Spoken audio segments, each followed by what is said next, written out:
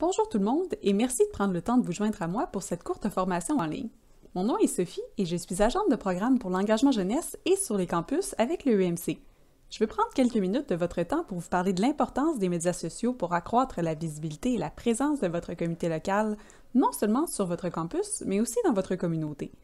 Premièrement, voici quelques trucs de base à mettre en pratique pour renforcer l'impact de vos médias sociaux. La ou les plateformes que vous utilisez doivent être choisies judicieusement. Sélectionnez une ou deux plateformes sur lesquelles vous pourrez vous concentrer au lieu de devoir en maintenir plusieurs à jour en même temps. Pensez à qui s'adresse chacune de ces plateformes et avec qui vous voulez communiquer. Il doit aussi être facile pour tout le monde de vous trouver sur chacune des plateformes que vous utilisez. Choisissez donc un nom d'utilisateur standard, identique ou similaire pour chacun de vos comptes et assurez-vous que le nom de votre comité local y figure, ainsi qu'une mention de l'EUMC.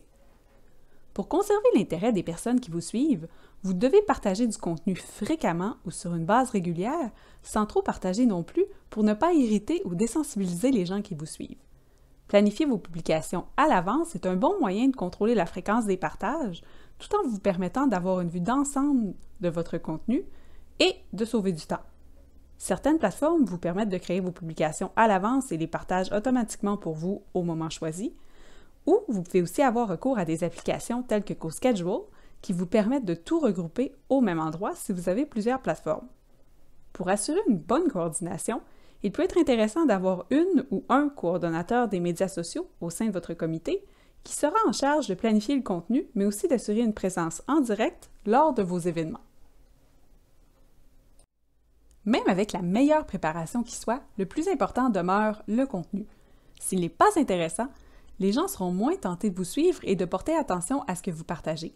Les contenus avec des photos ou des courts vidéos de moins de 2 minutes ont tendance à attirer l'œil plus facilement. Assurez-vous que les photos ou affiches soient de qualité et qu'elles représentent bien le message que vous voulez passer. Vous pouvez aussi utiliser des outils tels que Canva pour créer des affiches ou du matériel visuel attrayant et de qualité. Toutefois, assurez-vous que vous respectez les directives concernant l'image de marque de l'EUMC et que le logo des comités locaux figure sur le matériel que vous produisez.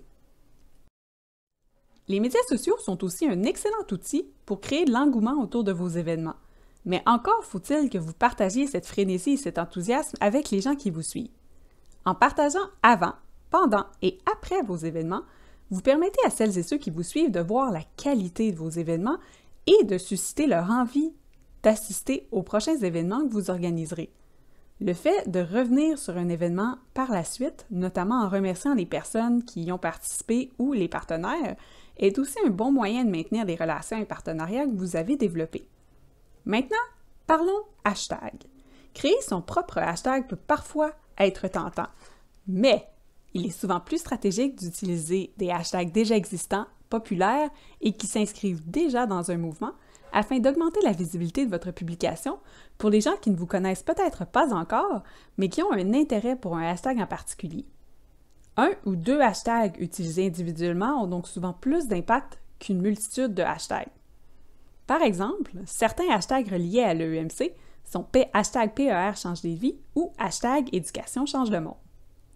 Rappelez-vous que lorsque vous partagez du contenu via le compte de votre comité, vous représentez l'EUMC. Il faut donc faire la part des choses entre vos opinions et idées personnelles et ce sur quoi l'EUMC travaille. Finalement, les abréviations CL, PER, RLO, ALR, ces abréviations, nous les connaissons et nous savons ce qu'elles signifient, mais ce n'est pas le cas des gens à l'extérieur du réseau de l'EUMC.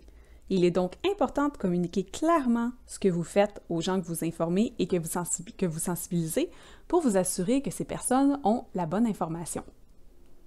Et juste pour vous assurer de communiquer la bonne information, vous pouvez vous référer à la page des ressources sur le site de l'EUMC. Vous y trouverez des outils sur le programme d'étudiantes et d'étudiants réfugiés, sur la gestion d'un comité local, mais surtout sur la manière dont vous pouvez faire de l'engagement du public sur les différentes campagnes de l'EUMC. Tout cela à une seule adresse, c'est-à-dire wusc.ca/fr/ressources avec un S.